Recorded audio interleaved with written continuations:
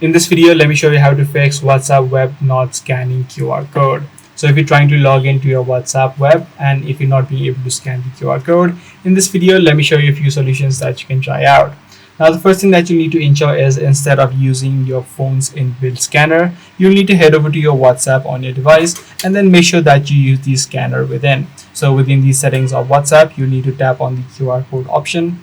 And right here, you'd be able to see the option which says scan code. Using the scanner only, you'll need to try to scan the QR code. So by doing this first step alone, and if you were previously using your phone scanner, this may be the exact issue that you're facing. Also, you need to ensure that you turn off the dark mode extensions. If the dark mode extensions on your web browsers is enabled, this may also cause this error because it inverts the black and white grid colors into the QR code. So make sure you turn off the dark mode extensions on your web browser as well. Now, if this is not the case for you, then what you need to try out is try to clear out the browser cookies.